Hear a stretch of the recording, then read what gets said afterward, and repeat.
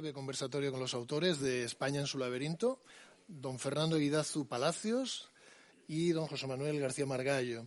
El señor Eguidazu ha sido, entre otros cargos públicos, director general de Ordenación Económica durante las administraciones de UCD, PSOE, y luego con el Partido Popular fue secretario de Estado de la Unión Europea. Es, sin lugar a dudas, uno de los mejores economistas que tiene este país. Y además es un gran humanista porque no solo ha publicado muchísimos artículos especializados en economía, también ha publicado bastantes libros, algunos de ellos, creo que 6, con don José Manuel García Margallo, pero su dimensión humanística llega al punto de que es autor de un libro titulado Historia de la novela popular española, de 1850 al año 2000, con lo cual no solo, como dice García Margallo, no solo sabe de cuentas, también sabe mucho de cuentos. Y, por su parte, don José Manuel García Margallo, que ha sido ministro de Asuntos Exteriores del Reino de España, pues yo en particular, que he vivido en el extranjero durante bastantes años, diría que es uno de esos servidores públicos que hacen a uno sentir muy orgulloso de ser español, ¿no? En la actualidad es europarlamentario, lleva 20 años de experiencia en el Parlamento Europeo y es un gran activo del Partido Popular. Pero bueno, vamos a empezar esta charla con el señor Eguidazu, o mejor, con el señor García Margallo, porque una de las grandes virtudes que tiene este libro, a mi modo de ver, es que es rabiosamente actual y rabiosamente oportuno. ¿Cómo, por qué y cuándo se genera la idea de escribir España en su laberinto? Pues eso viene de lejos, pero déjame que empiece con una anécdota de un presidente de la Junta de Galicia, Gerardo Fernández Albor, que cuando yo empecé en política hace unos 200 años, me dijo, si vas a hablar en público, haz 3 cosas. La primera, ponte de pie para que te vean. La segunda, habla alto para que te oigan. Y la tercera, siéntate pronto para que te aplaudan. Yo no puedo hacer las 2 primeras cosas, pero sí voy a ser muy breve. Pero antes quiero un capítulo de gracias. A María, por la hospitalidad que nos ha dado. Ha recordado a su padre, un gran español, un hombre culto y un hombre de mar. Y él sabía, y lo digo por el que te acompaña, aquel refrán que dice, nunca una mar en calma hizo bueno un capitán. Tú ya no tienes la mar en calma, lo que te queda es demostrar que eres un buen capitán. Muchas gracias a Manolo Pimentel, amigo de siempre, nuestro editor, que ha hecho una presentación generosa. Decía José Ignacio Ver, que también nos acompaña, que Woody Allen arrancaba siempre estos actos diciendo no me gusta que me halaguen en las presentaciones porque siempre se quedan cortos. No es el caso. Has tenido una presentación francamente brillante. Quiero agradecer a Fernando, a Joaquín Rovira, a Miguel, a Gonzalo, a Maribel, la colaboración que han hecho en este libro. Nos han aportado ideas. Quiero aclarar que no forman parte de mi formación política. En realidad creo que de las 6 personas que he citado, solo Maribel y yo somos militantes del Partido Popular. Añado que en este momento histórico soy militante y simpatizante. Dicho eso, quiero agradecer al presidente que me hace ser simpatizante el que esté aquí con nosotros. Vamos a hablar de algo que a él le gusta mucho, que es España. La idea de este libro empezó en 1964, creo recordar. Nos reunimos Miguel Álvarez, Gonzalo Terreros, Fernando y yo, en Deusto, la Universidad Comercial de Deusto, cuando ya era evidente que se iba a producir un cambio de régimen, y nos pusimos a reflexionar por España. Hicimos una revista que se llamó Realidad 64, y luego nos volvimos a reunir hace 3 años en casa, y recordé que el año 2021 se iban a celebrar 3 centenarios. El centenario de Anual, que certificó la descomposición del régimen de la Restauración, el asesinato de Dato, que fue el último de los regeneracionistas que pudo evitar la caída del régimen, y la publicación de España invertebrada, en donde se citan todos esos males de los que hablamos: fragmentación, polarización, radicalización, ingobernabilidad. Y reflexionamos sobre España, sobre la necesidad de tener una idea de España. Yo creo que no se puede aspirar a gobernar si no tienes una idea de España. Es luminosa la introducción del general de Gaulle en sus memorias de guerra. Dice: yo siempre he tenido una idea muy clara de España. Me la dictan tanto la razón como el sentimiento. Sin una idea de España, insisto, no se puede gobernar. Se puede ser director financiero del Corte Inglés, pero no se puede gobernar. Y en este momento hay como mínimo 3 ideas de España y una cuarta más difusa. Hay una primera idea, muy nítida, que es la de Unidas Podemos y los apoyos parlamentarios del presidente, que aspiran a una España plurinacional, con derecho de autodeterminación incluida, organizada en un Estado que no llega ni siquiera a ser confederal.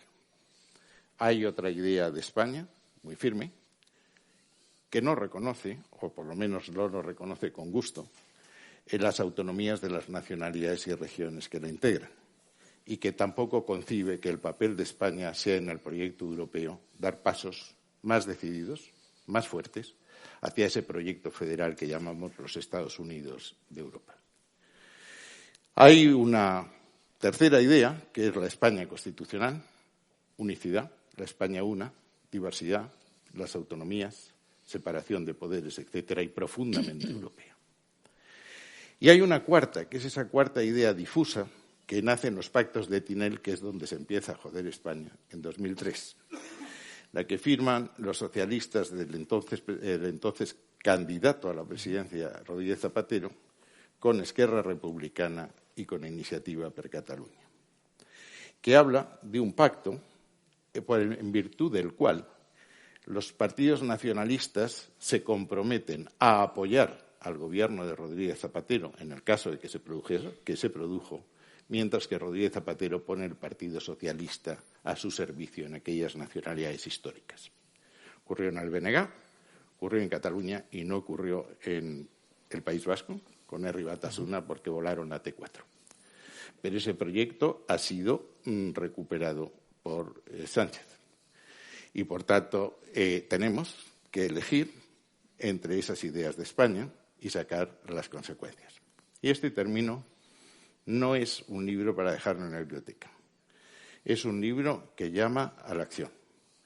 Decía, y lo voy a leer literalmente, un ilustre liberal, Benedito Croce, que decía: estos intelectuales que señalan como único camino el que está distante del mundo que le rodea, parecen no entender que el aparcamiento que predican es nada menos que un peligro mortal para la inteligencia. Eso es lo que el libro quiere decir. Y don Fernando Eguidazu, ¿qué ha pasado en España? ¿Cuál es el diagnóstico que hacen ustedes en España en su laberinto de la situación actual? ¿Cuáles son esos males que nos acompañan desde hace tanto tiempo y que ahora de nuevo parecen resucitar según su visión en este libro? Es muy curioso y muy trágico que después de 40 años en los cuales pensábamos que España ya estaba instalada en la normalidad, era un país europeo más y teníamos la velocidad de crucero de la democracia, de repente se nos han venido encima los mismos problemas que ya apuntaba Ortega hace 100 años. Y nos han venido todos de golpe. ¿En qué momento y cuál ha sido la causa y cómo? Eso no lo voy a contar para que lean el libro. Pero realmente el primer problema que nosotros señalamos es la quiebra del bipartidismo. Eso no es un problema en sí, es decir, el bipartidismo pues no es ni mejor ni peor que el multipartidismo, es una forma de expresión de la voluntad popular. Pero en España, en el momento actual, ha dado muy mal resultado. El bipartidismo tiene un inconveniente y es que en la medida en que aparecen partidos importantes en los extremos, tiran de los partidos centrales, de los grandes partidos, precisamente hacia los extremos y los alejan del centro. Y ese es un peligro en el cual, pues en estos años hemos caído, sobre todo en el caso del partido del gobierno, que es trascendente porque al fin es el que nos gobierna. Ese es el primer problema y sobre todo es la causa de muchas otras cosas que nos han venido después. El segundo es que ha aparecido ya un cierto tiempo atrás, pero esta vez con especial virulencia, una estrategia de polarización.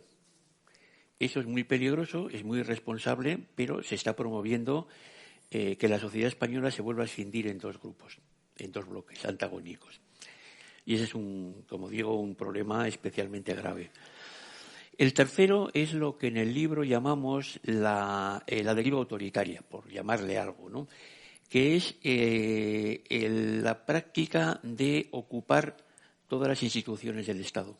Instituciones que, por definición, tienen que ser neutrales, como es, pues desde la Fiscalía General del Estado hasta el CIS, pasando por el CNI. Ese proceso de ocupación de las instituciones, que tiene su principal gravedad o su principal importancia en el intento de control del Poder Judicial. Esto es muy malo y muy negativo porque desvirtúa la democracia. La democracia no consiste en votar cada 4 años, consiste en más cosas. Consiste en unos delicados equilibrios, en unos contrapesos de poderes. Lo dijo Montesquieu, que no ha muerto, y esperemos que no muera. Y ese es el tercer problema, ¿no? Y luego el cuarto es el desafío secesionista, que nos ha venido con una virulencia como no sucedía desde los años 30. Yo añadiría, quizá entre medias, y luego quizá tengamos ocasión de comentarlo, el problema económico, que es especialmente grave porque se produce en un momento de crisis política. Yo también voy a citar a Woody Allen, para no ser menos que José Manuel. Woody Allen decía que los problemas económicos son muy fáciles de resolver, solo se necesita dinero. Bueno, no es así, evidentemente, ¿no? Aunque realmente es lo que ha venido haciendo el Banco Central Europeo, pero no es así, ¿no? Y en el libro lo explicamos. Y por último queda el gran problema de nuestro tiempo, que es que aparece un desafío frontal al modelo constitucional. Es decir, se ha puesto en cuestión la esencia, el núcleo duro de nuestra convivencia, que es el modelo constitucional. Y eso, lo grave, es que no se está produciendo desde partidos marginales, sino que se está produciendo desde partidos que son miembros del gobierno y desde partidos que apoyan al gobierno en el Parlamento. Entonces, eso es lo que da una especial gravedad a la situación. Y todo este cóctel triste y peligroso y preocupante, pues es, como apuntaba José Manuel, lo que nos ha movido a escribir el libro y ver qué se puede hacer. España en su laberinto no es solo, como decía Manolo Pimentel, un ensayo sobre la actualidad, sino que también es un recorrido histórico buscando las rimas de la historia en el presente. ¿Hay tantos paralelismos en la historia, don José Manuel? Antes de eso, déjame que le haga una acotación a Fernando. La distinción entre la democracia y el liberalismo. La democracia responde a la pregunta de quién gobierna. Si gobierna el pueblo, estamos en una democracia. Si no gobierna el pueblo, por muy orgánica que se autotitule, no es una democracia. El liberalismo responde a otra pregunta: ¿cómo se gobierna? Y el cómo se gobierna, eres liberal si respetas la esfera de los individuos que no has cedido en el contrato social al poder público y si respetas el derecho de las minorías, especialmente el derecho a intentar convertirse en mayoría. Dicho eso, es lo que probablemente no se ha entendido en la historia de España. A la pregunta, ¿hay muchos paralelismos? Hay muchos paralelismos. Lo que estudiamos aquí son las crisis, cómo se han solucionado y las lecciones que de ese planteamiento se pueden deducir. Y en España ha habido varias crisis desde el siglo XIX. Estuvo la que se produjo cuando regresó del exilio Fernando VII, la segunda es la que se produce después del destronamiento de Isabel II, en la monarquía democrática y la República Federal. La tercera es la crisis de la Restauración, a partir de 1917-1918, y la cuarta es el colapso del franquismo. Aquellas que se han resuelto por el entendimiento entre las dos grandes fuerzas políticas de la época, la primera, la Restauración, la segunda, la Transición, han salido bien. Aquellas en que se ha elegido el enfrentamiento, el no diálogo, la ruptura de puentes, han salido mal. En un esquema muy, muy rápido. Cuando Fernando VII vuelve del exilio en 1814, el primer pronunciamiento es el de Lío, restablece el absolutismo con una enorme brutalidad. la persecución y el exilio de los liberales.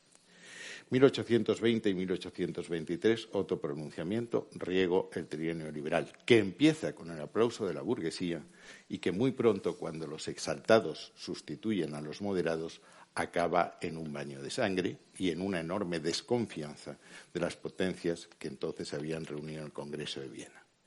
Se restablece el absolutismo con los 100.000 hijos de San Luis y tenemos la última década de Fernando VII, menos dura que la anterior, pero mucho más dura que la de sus coetáneos, entre ellos su pariente Luis XVIII. Y allí se plantean, las dos Españas están ahí. Exacto. Claramente Es que el problema, la obsesión que nosotros tenemos en el libro era que nunca más, eso nos llevó a hablar en 1964 y eso nos lleva a hablar ahora, a que nunca más se produzca un enfrentamiento entre las dos Españas. Eso es la lección de Fernando VII. La lección de Isabel II es más o menos la misma, sigue el carlismo en determinadas regiones de España, fundamentalmente en el norte, pero sería un error creer que el carlismo es solo una cuestión dinástica. Tiene consecuencias el integrismo católico, que llega hasta hace muy poco, hasta el Concilio Vaticano II, y el fuerismo, que es desnaturalizado por el Partido Nacionalista Vasco. El lema del nacionalismo vasco es Dios y leyes viejas, que en el fondo es Dios, patria y rey del carlismo, actualizado a las nuevas circunstancias. ¿Cuáles son las causas que explican la caída de Isabel II? Yo creo que el distanciamiento, lo ha dicho Fernández, entre España oficial y España real. El pueblo no está presente en la vida política. Hay unos partidos políticos que son más bien una reunión alrededor de un cacique que ejercen el poder más bien como pueden. En segundo lugar, es muy notable el papel del ejército. Aquí hay una gran diferencia entre España y el resto de los países europeos de la época. Mientras los liberales europeos querían tener al ejército lejos del poder, los liberales españoles llaman al ejército a hacer la labor modernizadora que ellos no pueden hacer. El papel de la Iglesia, que ha tenido y sigue teniendo mucha importancia, también es muy importante. Dice Américo Castro que el catolicismo español es un catolicismo bélico. El español no se hace católico porque abrace una determinada doctrina, sino para afirmar su pertenencia a una gens, a una tribu, en oposición, al principio, en los cristianos viejos, a islámicos y judaizantes, luego progresistas, protestantes, jansenistas, etc. Isabel II termina, hay un intento de unión liberal, que es el precedente de nuestra unión de centro democrático, no sale, Isabel II desaparece, se intenta resolver con una monarquía democrática y una república que empeora las cosas. Hay que esperar a la restauración, que es la primera transición. Dos grandes partidos, el conservador y el liberal, el centro derecha y el centro izquierda, la derecha era Narváez, no Cánovas, se entienden entre sí, practican la moderación, se ponen de acuerdo, hacen la Constitución y una gran labor legislativa. Y es tan fuerte ese régimen, esa unión, que superan en 1898. Perdemos los últimos territorios, pero el régimen sigue funcionando. Hay un debate precioso entre Silvela y Fernández de Villaverde. Fernández de Villaverde lo único que quiere es cuadrar las cuentas y Silvela dice, además de cuadrar las cuentas, hay que hacer política, hay que tener armada, hay que tener educación, etcétera. Y así llegamos a la época alfonsina, que es con lo que empezaba con el desastre anual, etcétera. Se intenta arreglar con la dictadura de Primo de Rivera, no sale. Se intenta arreglar con Aznar. ¿Cómo termina esto? Con una república cuyo el juicio que nos merece es mejorable. Llama la atención que en España en su laberinto no rehúyen ustedes un tema tan espinoso como es la Segunda República y de hecho la califican como la gran oportunidad perdida de este país, ¿no? Don Fernando, ¿en qué sentido? Bueno, hablar de la República, la verdad es que es meterse en terreno, en arenas movedizas, ¿no? Porque la República se ha convertido en un arma arrojadiza política, ¿no? Y es curioso que han pasado 90 años y todavía el gran debate y la gran pelea es quién tuvo la culpa de lo que pasó. Nosotros en el libro procuramos no entrar en esa historia, procuramos ceñirnos a los hechos. No resisto la tentación de contar una anécdota que aparece en el libro de Marcelo Gullo que se presentó en la Fundación hace una semana. Le preguntaron a Clemenceau cómo verá la gente dentro de 50 años la Primera Guerra Mundial, quiénes pensarán que fueron los culpables, quiénes fueron los responsables. Y Clemenceau dijo, mire, yo no sé quiénes pensarán que son los culpables. Lo que sí sé es que nadie pensará que Bélgica invadió Alemania. Es decir, los hechos son los hechos. Y lo que nosotros vemos y lo que nos interesa a efectos del libro es, constatar una realidad, y es que en la República no hubo consenso. No lo hubo, en absoluto. No solo no lo hubo, sino que es que no hubo ningún interés en que lo hubiera, ¿no? Pese a lo mucho que ahora se está idealizando ese periodo de nuestra historia. Claro, pero hay que empezar recordando que la Constitución del 31 fue una Constitución que impuso la izquierda, sin contar con la derecha. Eso no lo decimos nosotros, lo dice Jiménez de Asúa, que fue el presidente de la comisión que redactó el proyecto, y que en el discurso ante el Parlamento dijo, esta es una Constitución de izquierdas. Lo pone en el diario de sesiones.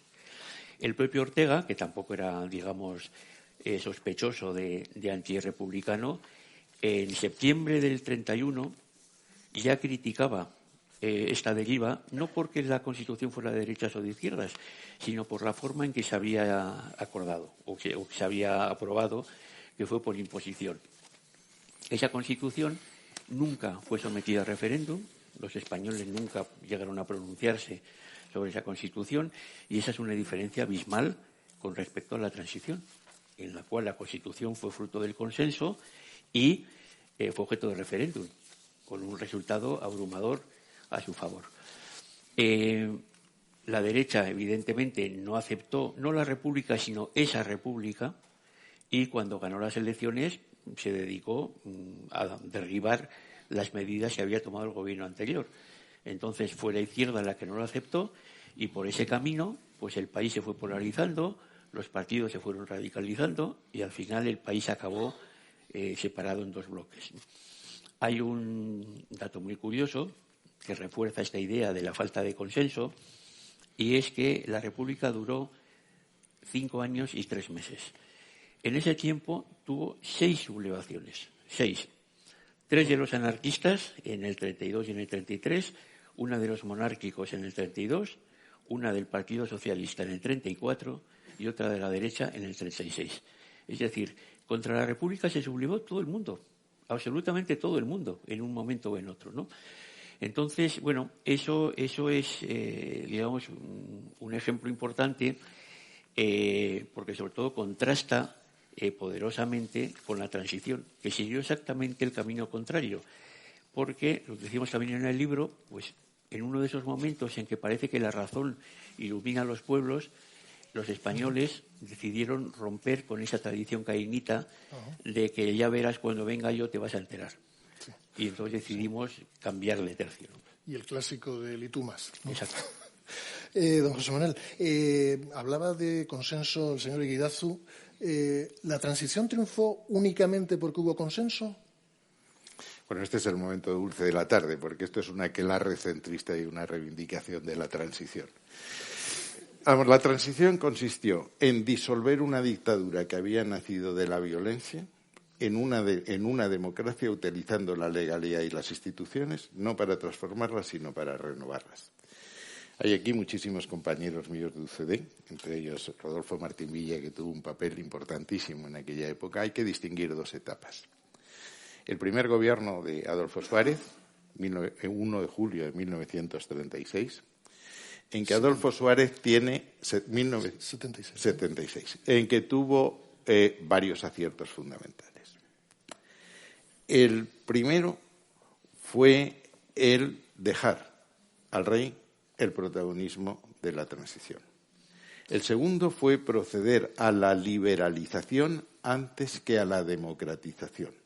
Se podía haber optado por convocar elecciones al día siguiente del Consejo de Ministros, pero Adolfo Suárez y su gobierno entienden que antes de ir a unas elecciones hay que establecer la libertad de expresión, la libertad de opinión, la libertad de asociación, la libertad de sindicación, etcétera, para crear una opinión pública formada, que huya tanto del voto amedrantado como del voto demagógico. Yo estoy convencido que si las elecciones se hubiesen convocado el 1 de julio del 76, los 2 contendientes hubiesen sido el Partido Comunista de España, que venía de la resistencia, contaba con comisiones obreras y las asociaciones de vecinos, y Manuel Fraga, que en aquella época inicial era la alianza de los 7 magníficos, creyendo que había un franquismo sociológico subyacente que podía ser explotado. Ese fue el segundo acierto. Y el tercer acierto fue un estilo de gobierno.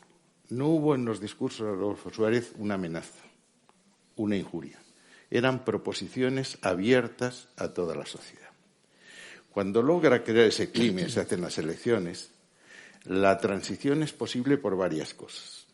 La primera, porque se produce la gran reconciliación nacional, que es la amnistía, que es una enmienda de Jáuregui, del Partido Nacionalista Vasco, que tiene un discurso precioso que ahora ignoran los que dicen que la amnistía fue una farsa. Aquí, por cierto, mencionáis el discurso, la ponencia de Marcelino Camacho. Sí, Marcelino Camacho hace un discurso maravilloso sobre ese tema, hablando de las renuncias y las concesiones recíprocas que nos habíamos hecho unos a otros para conseguir un fin superior. Entonces todos teníamos ganas de acertar. El tercer punto son los acuerdos de la Moncloa. Había que pacificar la calle. Cuando ahora se dice que la situación económica es mala, era mucho peor entonces. Entonces, la subida del precio del petróleo había provocado una inflación de un 26%, una subida de tipos de interés, una vuelta de inmigrantes y una recesión. Se hizo. Y la última fue que la Constitución renunció a plantear una Constitución que tenéis en los despachos, la Constitución de Gades, para que la Constitución fuese de todos y para todos. Y ese ha sido el mayor éxito histórico que hemos tenido en nuestra historia contemporánea. Ese éxito que ahora se quiere negar, diciendo más o menos que esto ha sido un paréntesis y que hay que volver a la legitimidad republicana, que es lo que justificaría esa España plurinacional, confederal a la que antes me he referido. Pero la transición es el ejemplo del que todos teníamos que ver. A mí me gustaría, veo que también está Rafael Salgado, que estos actos sirviesen para que la sociedad civil se movilizase en favor de la Constitución y reivindicando la transición. Hacer algo así como la agrupación de intelectuales al servicio de la República, pero esta vez al servicio de la Constitución. Decía alguien que la memoria falla y que por eso está la historia, ¿no? Ya que mencionaba el señor Margallo los pactos de la Moncloa, vamos a meternos en harina económica. A lo largo de este recorrido por la historia, en busca de esas rimas de la historia en el presente, ¿han coincidido las crisis políticas con crisis económicas? ¿Las han agravado o han sido algo absolutamente independientes? Pues es muy llamativo que siempre que España se ha encontrado en una crisis política existencial, nos ha pillado en plena crisis económica. Es muy curioso, ¿no? Pero realmente, la transición se encontró con la crisis del petróleo de 1973 y la situación actual nos encuentra con la crisis de la pandemia y con la crisis de la guerra en Ucrania y anteriormente con la crisis financiera. En todos los casos, crisis que nos vienen de fuera. En la Segunda República también pasó, con la crisis del 29 y con la Gran Depresión. Son crisis exógenas, un shock externo, pero en todas nos ha pillado con los deberes sin hacer o mal hechos. Y en el momento actual nosotros identificamos 3 problemas fundamentales. Hay más, pero esos 3 son muy importantes y además se arrastran de lejos, no son de ahora. Nos pilla con una productividad muy baja. O sea, el crecimiento de la productividad en España es poco más de la mitad que en Alemania. Y llevamos así muchos años. La segunda es el mercado laboral. El momento de mejores resultados en materia laboral, que fue justo antes de la crisis de 2008, España tenía un 8% de paro. Ahora nos parece inalcanzable, un sueño dorado. Bueno, en Europa un 8% de paro es un desastre. Es un desastre. En Europa las tasas de paro son de un 4%, un 5%. Es decir, que España en estos años no ha tenido capacidad para dar trabajo a sus habitantes. Y luego la tercera es las cuentas públicas. En los últimos 20 años, solamente en 3 ocasiones hemos tenido superávit. En los últimos 10 años, en 4 ocasiones hemos tenido tasas de déficit público superiores al 9%. Y en esos momentos tenemos una deuda pública que está en torno al 115% del PIB. Ha habido que gastar dinero, eso no lo discute nadie, para apoyar a familias y empresas en el momento de la crisis, pero no podemos acostumbrarnos a vivir con esos déficits, porque eso tiene dos consecuencias muy graves. Una, nos hace muy vulnerables ante una posible perturbación financiera y, en segundo lugar, no nos da margen de maniobra si aparece una nueva crisis o se agrava la presente.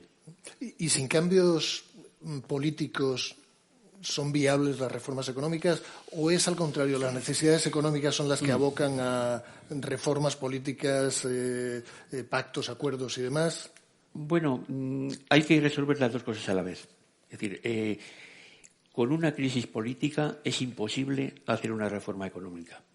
¿Por qué? Pues porque los problemas que he apuntado requieren soluciones difíciles, políticamente difíciles, y además llevan tiempo, es decir, hay que perseverar en ellas. Un gobierno no puede embarcarse en esas políticas con la oposición echada al monte. Es preciso, de alguna forma, que haya un cierto consenso, por lo menos en los principios básicos de un programa de reformas estructurales, que es lo que hizo los pactos de la Moncloa. Y, inversamente, también es muy difícil resolver el problema político sin atender a la economía, porque una población con paro y con inflación no está para bromas en materia política. Es decir, que las dos cosas hay que resolverlas a la vez.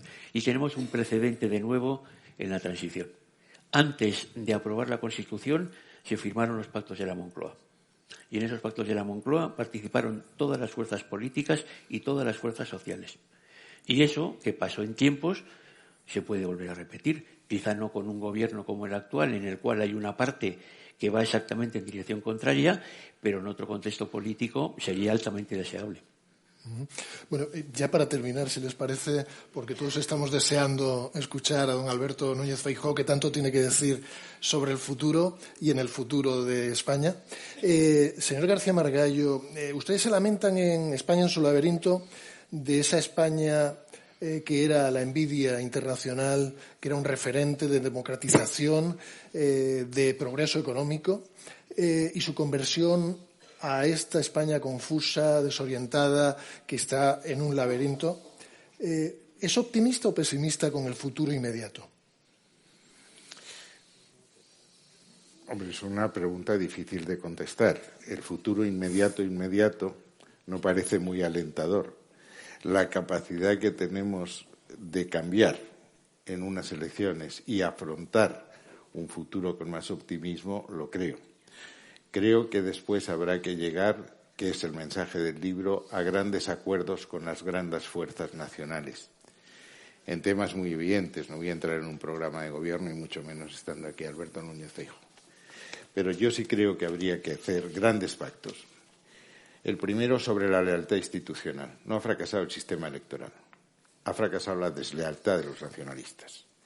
Una defensa cerrada, parece mentira que haya que hablar de esto, de la integridad territorial de España.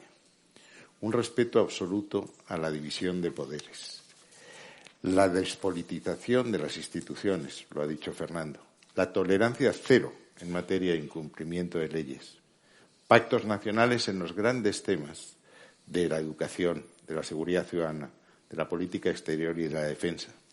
Y, finalmente, una reforma integral de las administraciones, contemplando todas las administraciones y contemplando todos los ingresos y todos los gastos. ¿Por qué? Porque lo que se viene, y termino en 30 segundos, es tremendo. El otro día tuve una reunión con amigos míos americanos y me recordaban, en Estados Unidos ha habido 15 subidas de interés después de la Segunda Guerra Mundial. 11 terminaron en recesión. 4 no terminaron en recesión. Antes de verano se creyó que esta sería la quinta buena. En verano se dispara el mercado hipotecario. Powell, presidente de la Reserva Federal en Jackson Hole, dice con claridad que lo prioritario es la inflación, que hay que acabar con la inflación y que para eso hay que parar el barco y que está dispuesto a subir los intereses lo que sea. Lo pueden hacer. Están en pleno empleo. Tienen el estímulo fiscal del plan Biden en materia de infraestructuras y es una economía mucho más flexible que la nuestra. Lo que pasa aquí, llegará aquí, con un inconveniente. Mientras Estados Unidos gana dinero con la subida del precio del petróleo, nosotros lo perdemos, tenemos menos recursos. Tenemos un problema de paro estructural y de una productividad muy baja. Y nos coge con las huchas vacías. Y termino con una cosa. Hay un dato, lo hablábamos en la comida, que a mí me impresiona mucho. España fue el país que más sufrió en la COVID. El último, el que menos pudo ayudar a empresas y familias, porque no teníamos las vírgenes necias y las vírgenes prudentes. En Europa dijeron, pueden ustedes encender el candil, pero claro, aquí no había aceite y por tanto no había candil. Y es el único país de la Unión Europea que todavía no ha recuperado los niveles de prepandemia. Pero hay un último dato más estremecedor. Desde el año 2005, el producto por persona, la renta por persona, es la misma. No es que hayamos perdido una década, es que hemos perdido 16 años.